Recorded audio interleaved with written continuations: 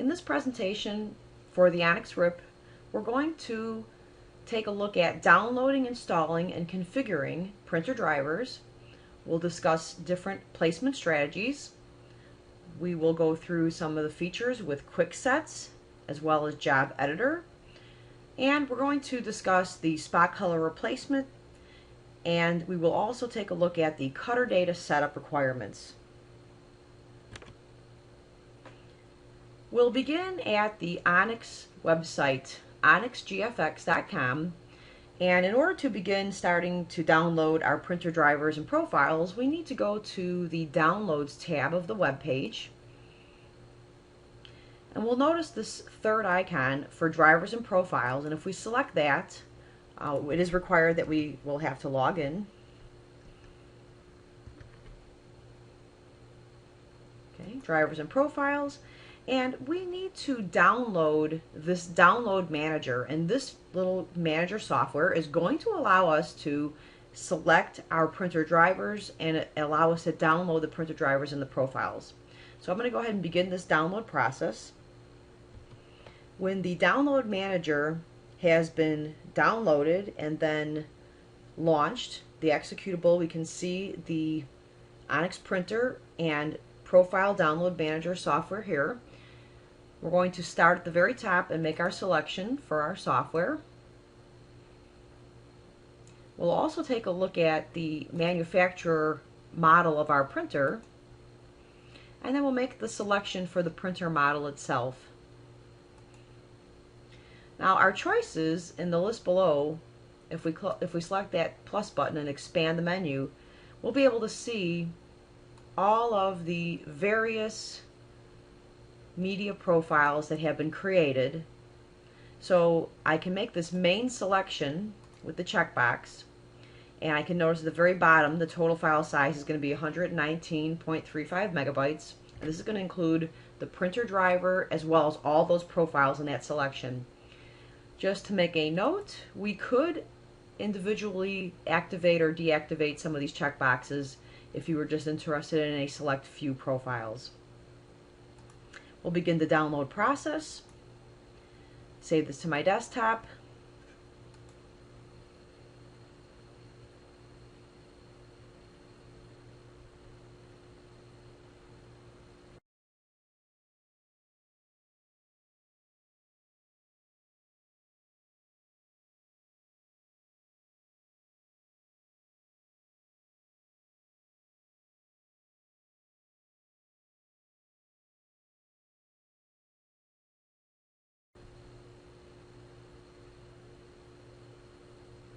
Okay, now it's going to be building the print.inst files. And again, this print.inst file is going to contain both the printer driver for this model of Canon printer as well as all of those profiles that I had selected. The print.inst contains both.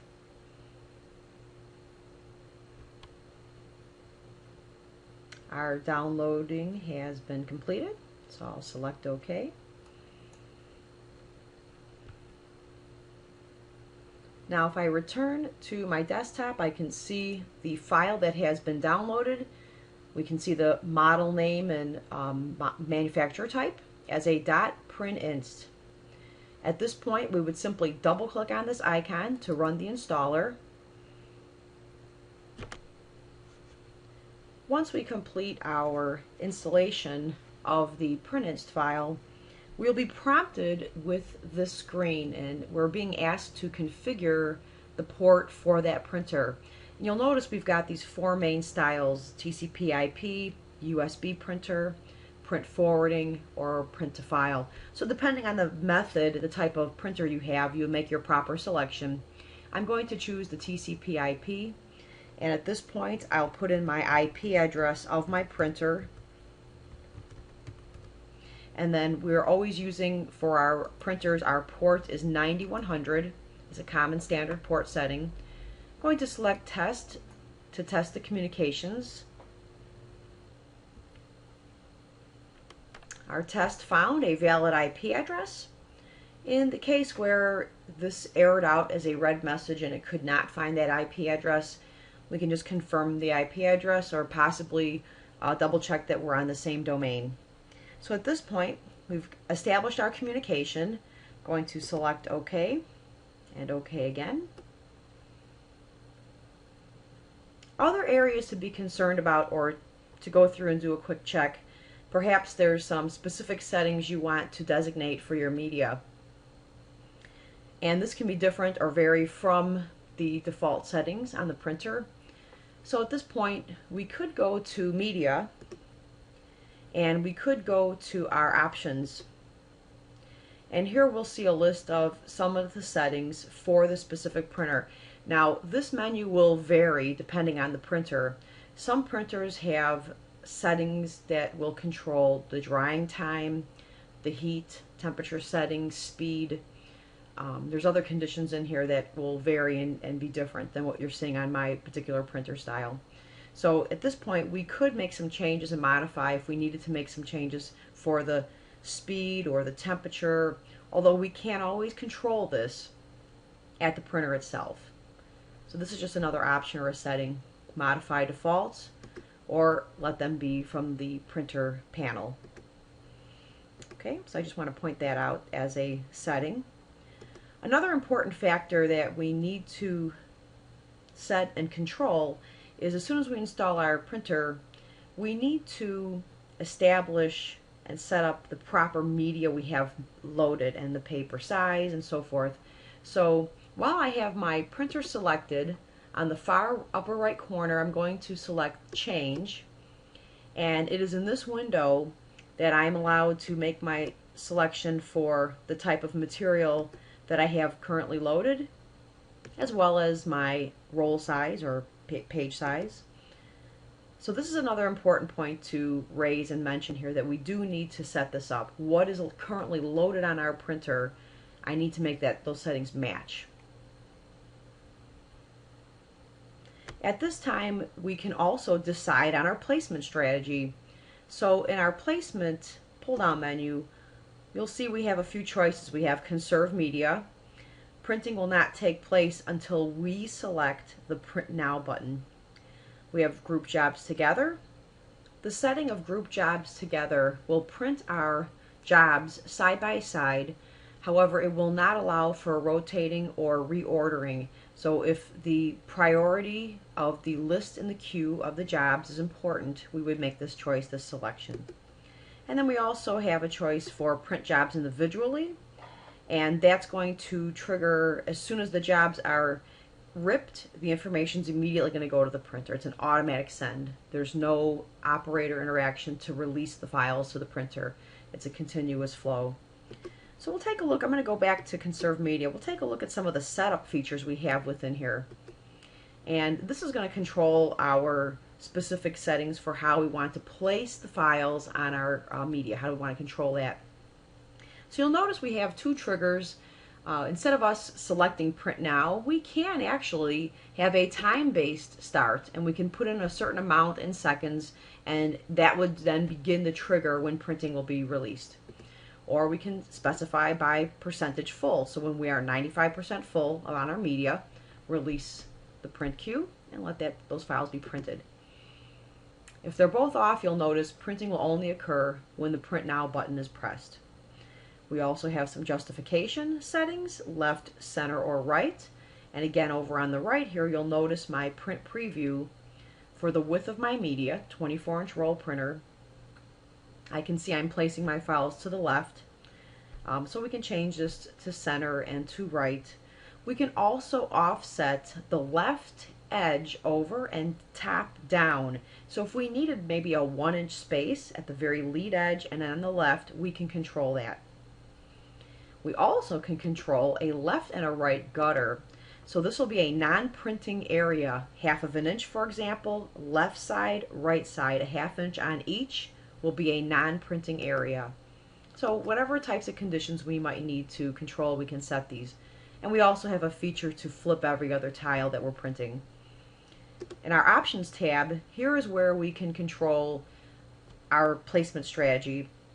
Currently I'm set to print all rows at a time, and you'll notice in the print preview on the right, the flow is going to be where I can very easily cut across and make a nice clean edge here to separate out these individual jobs. However, if I turn that feature off and I enable best fit and allow rotate, I'm going to go ahead and click on OK to show you in the preview how this strategy would appear. And now you're going to notice in my print preview, this information redraws. And now we can see that we're in a different type of a placement strategy. So the operator would maybe not have, too much of a hard time. You can really cut straight across here, but we're optimizing the most of our media, and this can cause someone to then have to carefully cut apart these individual places of the files. So it's a different concept, a different idea, but it all depends on what's important to you. I'm going to go back into Change and Setup and my Options tab. So again, depending on what's most important, best fit and allow rotate will conserve the media the most it possibly can. This may require somebody to take a little more time in separating out and cutting apart these individual jobs. Or if we specify print all rows at a time, in this case, this is going to just simply allow us to very easily cut straight across and convenient and fast. So just depends on what our needs are. At this time, I'd like to talk about quick sets and the convenience of using quick sets. So at the top of my screen, I have a selection for Edit Quick Sets. And in this list, you'll notice we always have a default quick set, and then I've got some other choices that I've created and named. So I'm going to go into this Rotate 90 quick set. I'll select Edit. So we can see inside the quick set menu, we have a variety of different settings and conditions that we can control, and this could completely facilitate in how we send our files over to the RIP, making some standard default settings be applied and lessen operator interaction. So if I needed a Rotate 90, I can have a quick set created to do the Rotate 90 command. I would then send my file to be processed by this quick set, and then the file is going to RIP at a 90-degree rotation. And it doesn't require an operator to go into Job Editor and make that change. So if we wanted to do some other types of settings in here, we've got some scaling control, reduce size to fit page, number of copies. We've got at the very bottom here multi-page PDF files that this will automatically submit the pages as individual jobs. We got some information about our color management, our cutter options and features. And then in the Advanced tab at the very lower left corner, we'll see some additional choices in here as well. In some cases, you will have a repeat control setting from the main screen. However, we have other controls and settings that we can indicate and turn on in this setting. So there's a lot of very good information and shortcuts that we're able to use. Now, how do we use this quick set? Well, one method would be when we go to Open and we select our file, we can activate the quick set that we want to use in this pull down menu. So I can say Rotate 90 and I can select Open, and now this file will be brought in and it'll perform a Rotate 90. So that's one method that I'm able to use my quick sets upon bringing them in within the RIP software with the Open command. There's my ducky, and you can see that it's rotated 90. Another method is by working remotely. So if I take a look at my folder structure, in my Onyx 10 installation folder, I'm going to go into my Onyx 10 folder, and at this point I can find a folder called Input. This input folder is going to contain a subfolder based on the individual printers that we have installed and configured to the RIP. Inside that printer folder, we will see a list of our quick sets. So here's how we can work with the quick sets remotely. From a remote Mac or PC, we would be able to submit our files to any of these quick sets. These are essentially hot folders. So I'm going to go back briefly into my Onyx 10 folder. I'll go into samples, and I'm going to select Ducky again. I'll go ahead and edit and copy that. And then I'm going to go back into my input folder for my Canon printer, and I'll go into the Rotate 90 quick set. Inside that, that's a hot folder referencing the quick set information. At this point, I can paste my file. Now this is one example. I'm copying and pasting, but the operators can print directly to this, make a shortcut of that quick set folder or folders, and they can work remotely. I'm going to go ahead and paste that in there. You'll notice it's going to process, and when it's completed, it leaves the queue. And when I go into the RIP, you'll notice now here's the third instance of Ducky coming in to my RIP queue, and we do get that generation number because the name is the same. And now we can see that information processing. So quick sets are very efficient, very handy to use. You're able to set up a variety of different settings and protocols for different customer accounts, and then again, by sharing those folders out, we're able to reference this information from a remote computer. We don't have to be at the RIP, and we can submit our files to it, drag and drop, copy paste, or we can write our file directly to the folder.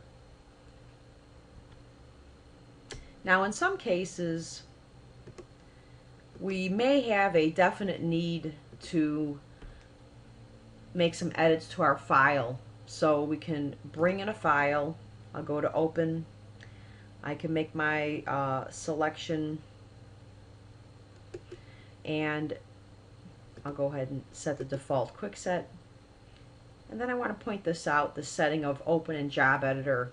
So at some points we might have a need to actually go in and edit the file instead of just using the quick set to call up the preferences or the settings we want to use. So at this point I'm going to activate my checkbox to open in job editor. I'm going to bring this file into job editor, and we'll discuss what our choices are and our features in job editor.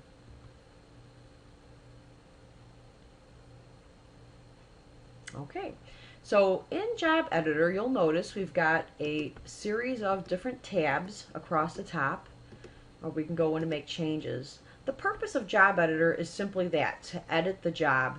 This file has been received, and now we need to make some specific changes to it before we actually rip the file.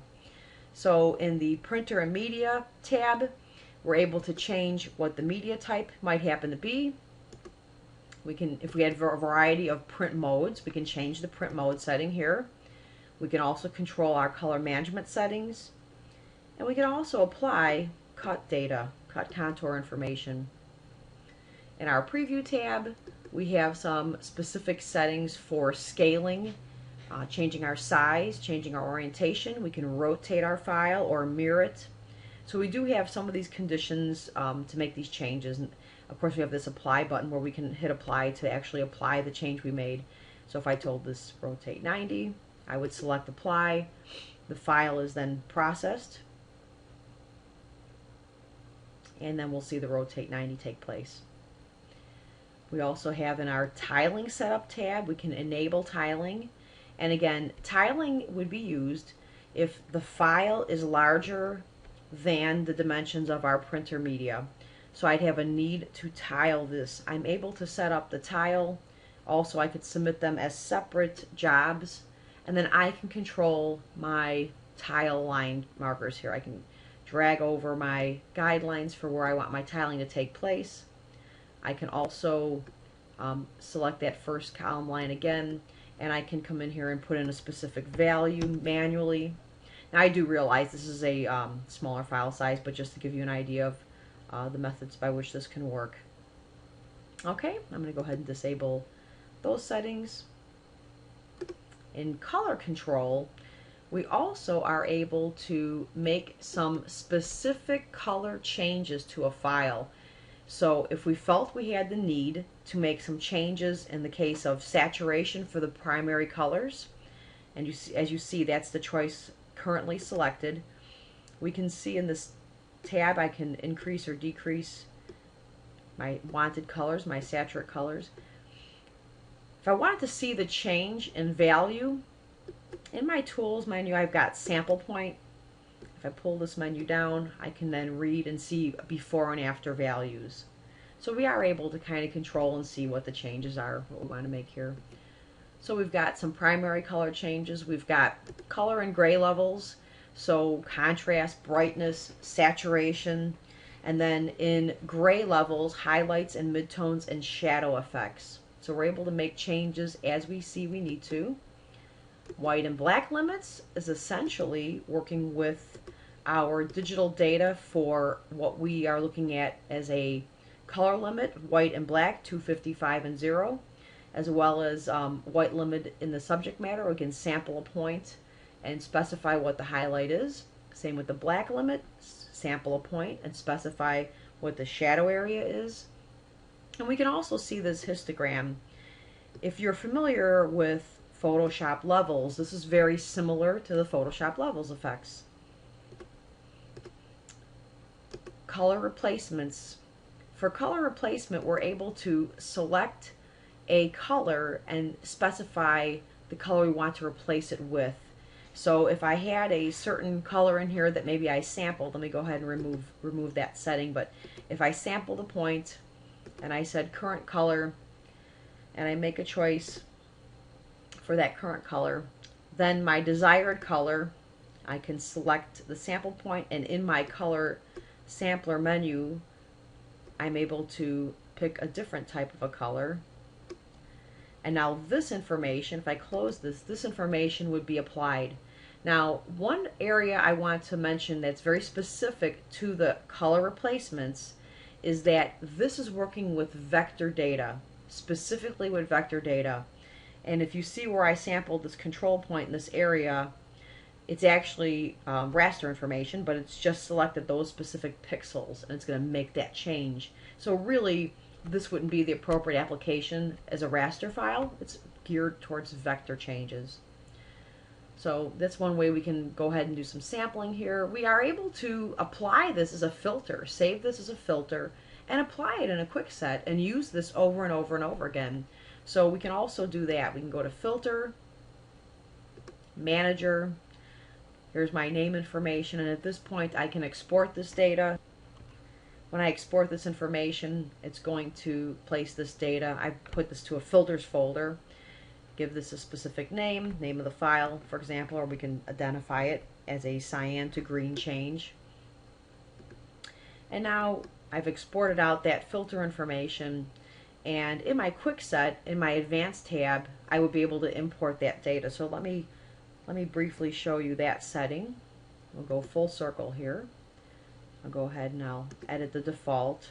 So in the advanced tab, at this point I would go to color correction and I would import that data. I'm going to browse to my filters folder, and here's our image test filter. Now this happened to have a filter, this quick set had a filter from before, so I can actually select that and remove that out of there. But at this point I'd have to select that image test filter, and now that cyan to green change in vector data is going to be applied. So that's one way we can kind of go through the full cycle and add that back to our quick set. So if we had that need to make that color change, we are able to do that. We also have a named colors replacement. So in this setting, we are able to select a specific color, identify it by its spot color name, and make a change. I have a different file that I'm going to review this feature with. So we're going to come back to that. And last, we have our spot layer tool. And what we're able to do is enable the spot layer generation. And this is primarily used for creating a mask area for the white ink printer. We can create this as an overall flood fill, or we can select specific sampled graphics within our subject matter and create the white ink printer mask to those objects and those shapes. So in color correction, we've got quite a variety of different changes and tools that we can apply. In our last tab of print, At this point, I can indicate number of copies. If I want to increase my number, I can do that to specify. I can put the job automatically to go to hold, so hold for an operator. The job will come into the RIP and it will not be released. It'll go to a hold status, and an operator will have to release it in order for it to be allowed to be printed. In printer setup, I do get some specific settings, which are actually components coming from my quick set. So I can have some different settings in here for how I want my processing to take place. Indicate any type of marks or label marks, which has some very good information. The bottom label tag to your files, good information that identifies data, and then again some specific information for output. If I had tiling set up, I would be able to see all of my rows and columns in here. And at this point, whatever changes I decide to make, I would click on Submit, and this information is going to be released into my RIP. And the file is going to be processed according to those changes. So Job Editor is a way of making those edits and those changes active and live in the software.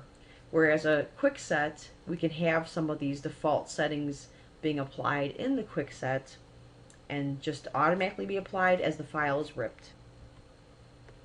Okay, now I would like to take a look and show you our spot color table data settings, as well as going back in and making that named spot color replacement change. So one area we have setting and control for, if we go into our quick set, and I will go ahead and edit the default quick set, I have a choice right here below my color management. I have a choice for use spot color replacement table. So if this is checked on, two things are going to happen. First, if the file contains a Pantone color, that Pantone color definition is going to run through the Onyx licensed and certified Pantone library, and it's going to go through that description. Those values will be applied to describe that Pantone color. The second item is we are able to identify user-defined colors, and then any naming convention that we use in our file, that same naming convention we'd apply in our user-defined color, and we can determine what the color is in LAB, and then that's going to describe that spot color. So let's take a look at where those settings are. So I've got that checked on, and we're going to go to the Setup pull-down menu, RIP Configuration, Color Matching Table.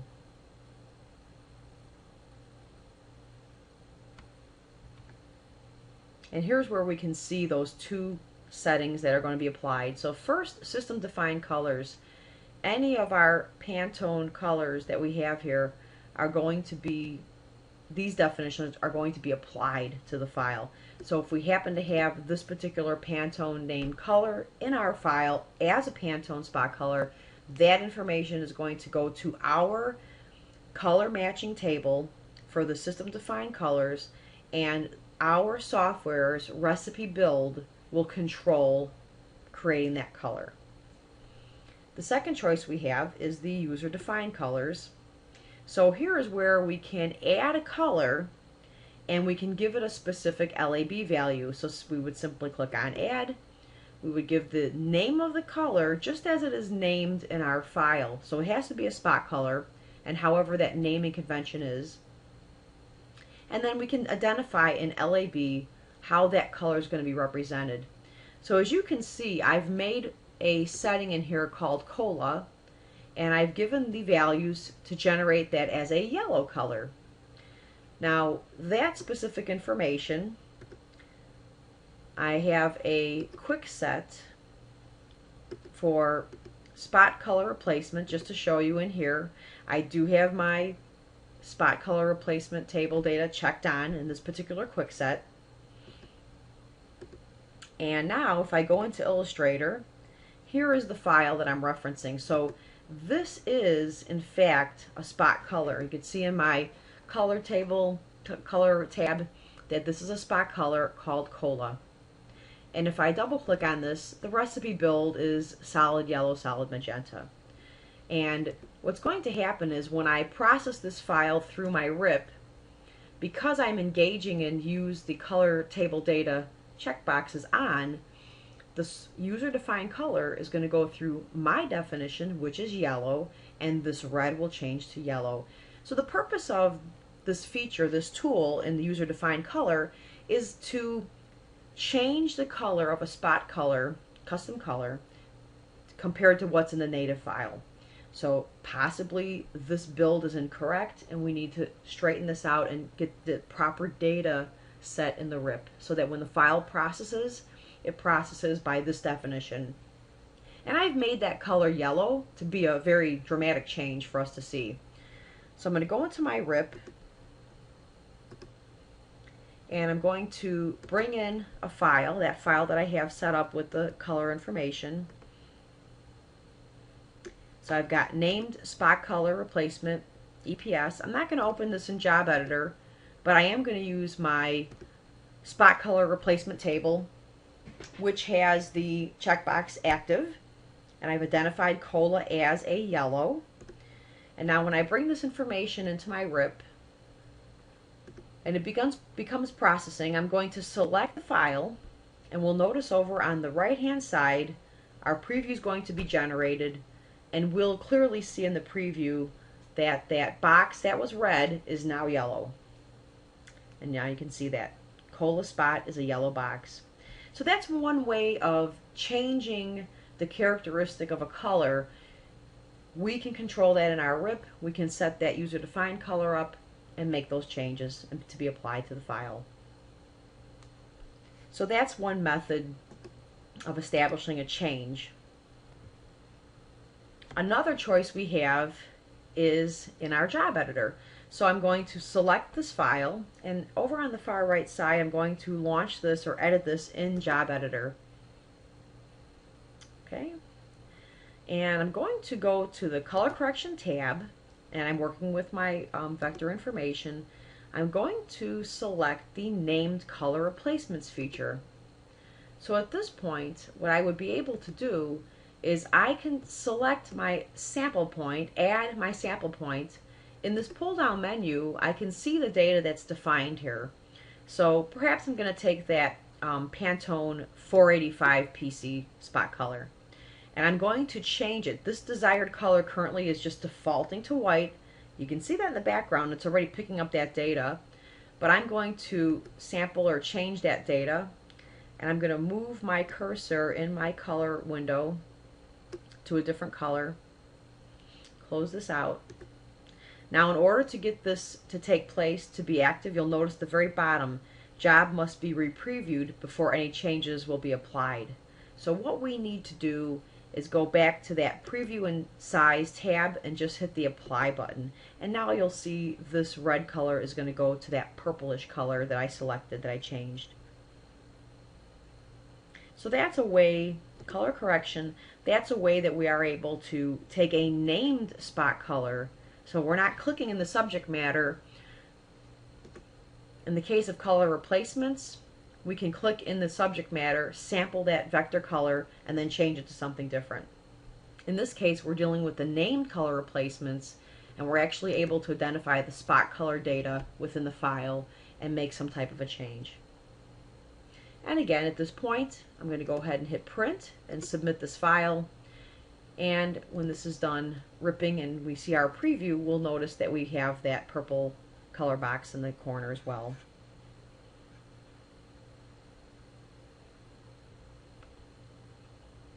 Okay, so we'll take a look now and discuss some of the parameters and the conditions we need to set when we're working with cutter data. We want to send information over to our cutters. So one of the first things we need to do is we need to have a quick set that's going to be having the cutter model data activated in it and checked on. So I'm going to go up here to my edit quick sets, and I'm going to, I actually have a few made already. I'm going to select this GraphTech FC2250. I'm going to click edit. The main areas we need to focus on in our quick set in this cutter options is we do need to have the cutter model selected. So Graphtec, or Mudo, or Mamaki, whatever model it is, Gerber, Zund, whatever it is you have here, you're going to make that selection of the cutter data. Otherwise, this is defaulting to none. So we do need to make that selection. Secondly, we want to activate the checkbox for the Use Cutter Path prefix, and in this prefix name, we're going to identify this as cut contour. And this is a common naming convention for the cutter color. This cutter color is going to need to be established as a spot color, and we're going to take a look at this in Illustrator in a moment. This is a path prefix. So if we did have a need for more than one cut data to be applied, we could technically have cut contour 1, cut contour 2, cut contour 3, or maybe a naming convention like cut contour perf, cut contour score, whatever the type of cutting tool we want to designate to that setting. We're also able to name it like that. The main part is this is the prefix, the part that comes before the rest of the word of that spot color data. So I've got these two conditions already active. We're going to leave this set for our Graphtec model. I'll click OK, but I wanted to point out to you the two main settings in order to have active in order to engage in using the cutter. Okay, now I'm going to go into Illustrator, and I have this file created for cut contour. Now these are just 4 geometrical shapes that I have colored as you can see in my color palette, solid cyan. So what I need to do is I need to make a spot color for the cut contour data. So I'm going to go to my swatches and create a new swatch. Again, I'm going to name this that naming convention of cut contour. This also must be a spot color. And then we can color this whatever we like. I'm going to make this a green color, and I'll click OK. So now I have my spot color swatch named cut contour. And at this point, I might choose to work on a completely different layer for the cut data. It just depends on how you like to work in Illustrator.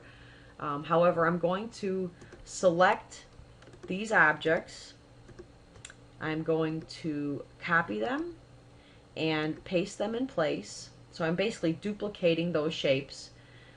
And to that duplicate shape that I have here, I'm going to apply the cut contour spot color. Now if I just move one of these, you'll be able to see I have my cut data on top of my graphic.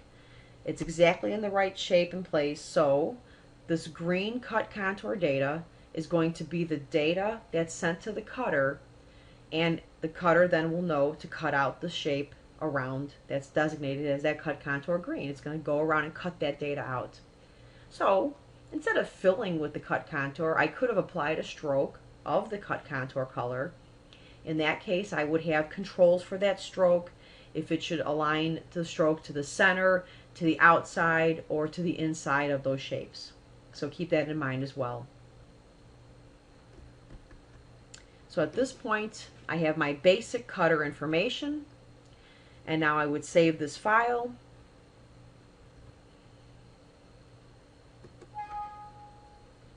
I'll replace it. I've already got an example of it there. Okay, I'm going to go ahead and submit this file. And then to my RIP, I'm going to bring this information in.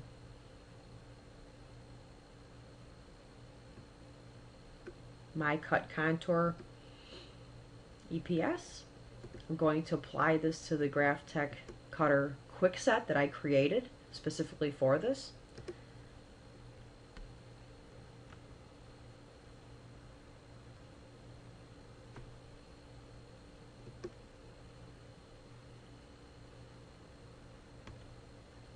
And now we can see our file.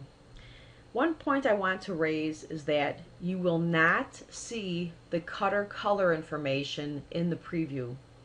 This information is specific data that's going to go to the cutter. So we will not see it represented here at all. The cutter cut contour spot color data, that cut data is sent to the cutter folder upon printing this file. So when we print this file, that cut data gets submitted to the cutter. And again, I'm going to show you in the folder structure. If I go back to my Onyx 10 RIP and I go into my cutter folder, here is where I'll see the different subfolders for the cutter models that I have. So I've got a GraphTech cutter because I've created a quick set and I've used it before, so the folder's been created. And I've got for Zund and Mamaki and Gerber and so forth. So upon printing the file, that cut shape is going to be written as an XML file to that folder. And it's at this point where this data could then be picked up at the cutter station, and then from there we take our print, lay it down, and then the cutter information is going to be applied.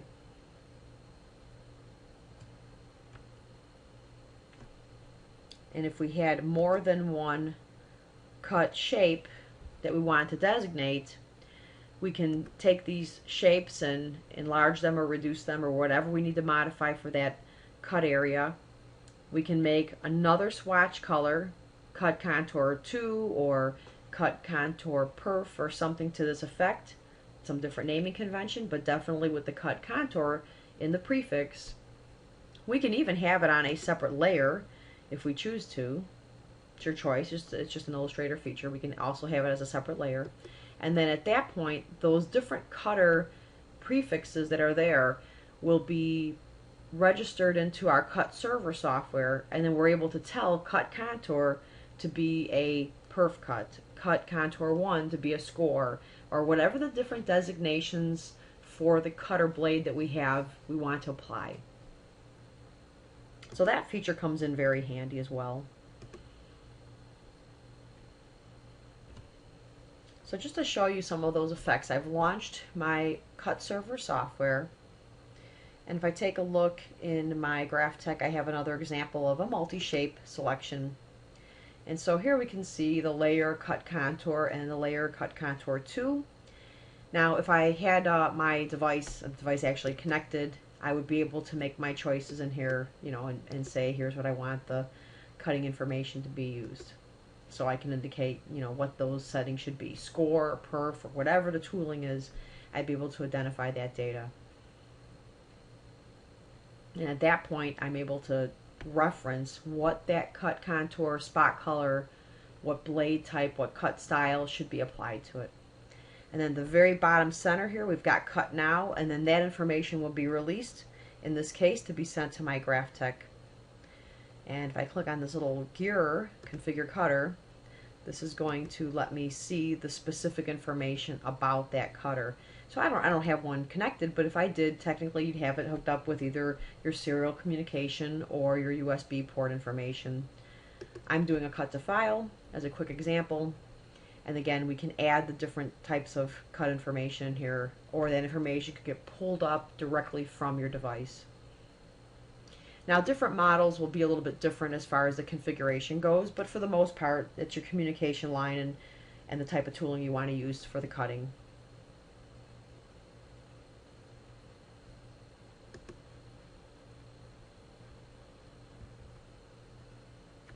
This will conclude our Onyx RIP overview for our features of downloading, installing, and configuring the printer driver, placement strategy, quick sets, job editor, spot color replacement data, and cutter data setup. I hope you found this very useful and informative. Thank you.